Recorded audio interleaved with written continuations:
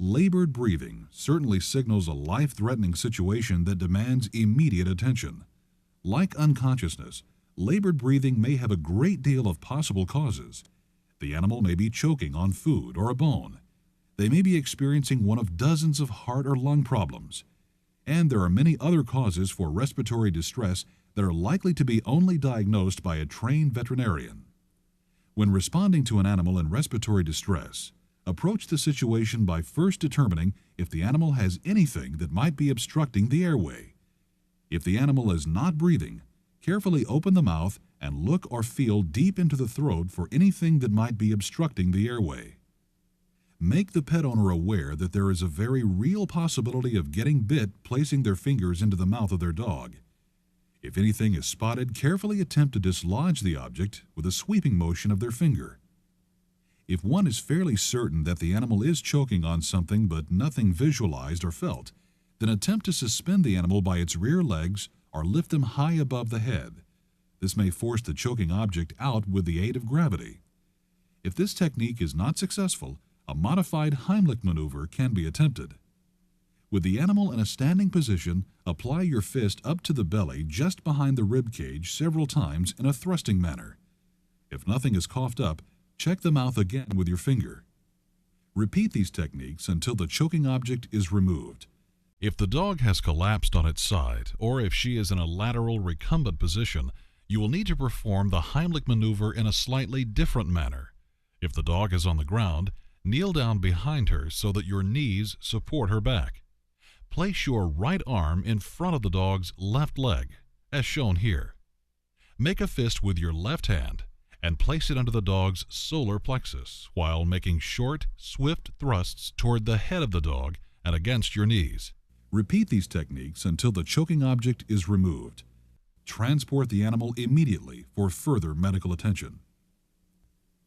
Inability to urinate or defecate, or the apparent inability to urinate or defecate, can be quite a serious veterinary emergency. The inability to urinate can easily be mistaken for constipation by the owner. Both conditions will present with the animal spending excessive amounts of time in a squatting position but producing nothing. Be very careful not to give advice for relieving constipation when an owner calls with this concern. Always assume the worst in these situations because a blockage of the urinary system can be life-threatening in less than 24 hours. Strongly encourage pet owners to have both conditions evaluated immediately. Urinary blockages are the most common in male cats. These cats will strain unproductively to urinate and may spend increased amounts of time in licking their genital area. Urinary obstructions are often quite uncomfortable, especially in the later stages. Animals in the latter stages of a complete urinary obstruction will also likely get very depressed and will likely begin vomiting. It is not uncommon at this point to see some blood in the urine that is voided. An owner can evaluate whether or not a cat is urinating by assessing for any moisture in the litter box if this is the regular site for urinating. With dogs, holding a white tissue where you might expect urine to be expelled will often indicate whether urine is coming out or not. First aid for a urinary obstruction requires immediate medical attention. There is little the owner can do except to transport the pet immediately, being very careful to apply minimal pressure to the bladder or belly area. Owners should never be encouraged to wait till the next morning for treatment, as this is often too late. Bloat or abdominal distension are two situations that warrant immediate medical attention. There are a number of reasons why a dog or cat might have an abnormally distended abdomen.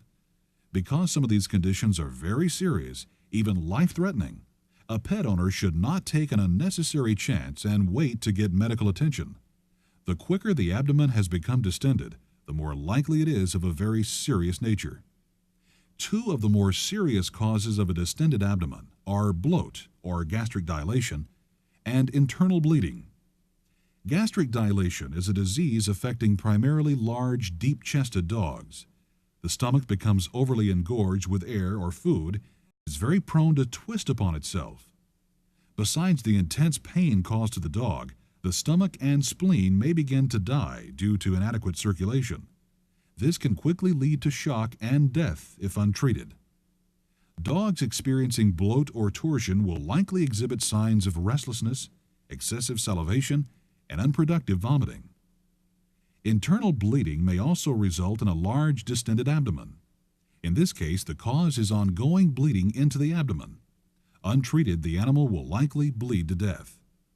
These patients are generally much weaker and will have very pale or white mucous membranes. Both internal bleeding and gastric torsion both require emergency surgery to reverse these life-threatening processes.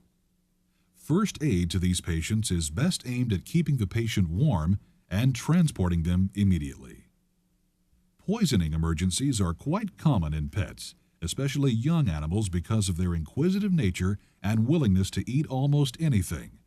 Though many items eaten by animals are not harmful and produce little more than mild gastric upset, some ingested items can be very lethal and may need immediate attention. A simple rule to follow would be that if the ingested product or item is poisonous to man, it is probably poisonous to our pets.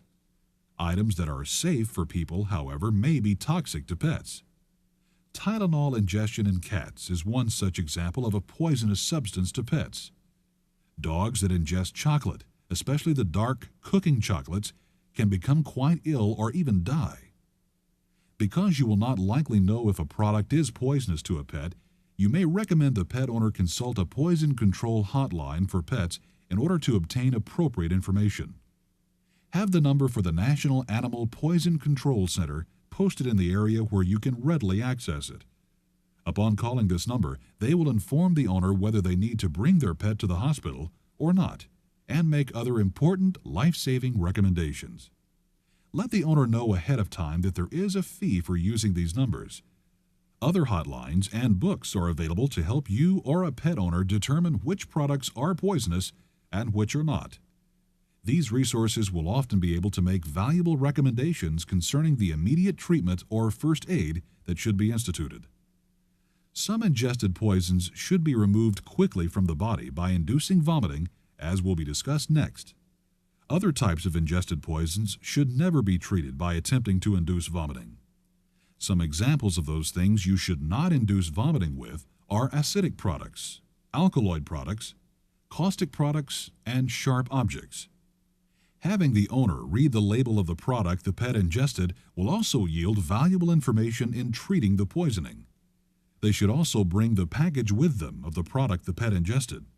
The package often contains instructions regarding accidental poisoning and the recommended treatment. A few of the common poisons ingested by pets are chocolate, antifreeze, plants, Tylenol and ibuprofen, rat poisoning, and spoiled food items.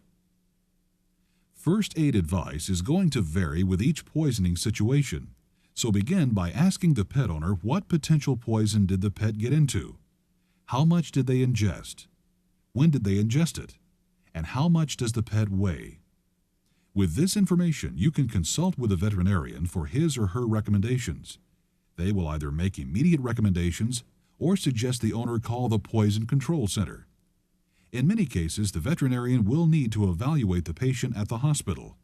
They should bring the product with them to the veterinary hospital, as the label information might be helpful. If a plant has caused a toxic reaction and the type of plant is unknown, have the owner bring it along for possible identification. Information about the poison, how much was ingested, and when it was ingested will all be valuable information in effectively treating the pet. You should be cautious in recommending an owner to induce vomiting in their pet, as this may lead to subsequent complications such as aspiration and choking. You should only recommend them induce vomiting when the owner is not able to get the animal veterinary attention in a timely manner, and the poison is safe to vomit up. For example, if no transportation is available or the distance to the nearest veterinarian is excessive. To induce vomiting in a pet, give 1 teaspoon of hydrogen peroxide for every 10 pounds of body weight. This can be repeated in 15 minutes if the pet is not vomited. Topical poisonings, such as the administration of topical flea and tick dips, should also be directed by the veterinarian or the Poison Control Center. Mild topical reactions can often be managed by removing the topical product with a thorough cleansing or bath.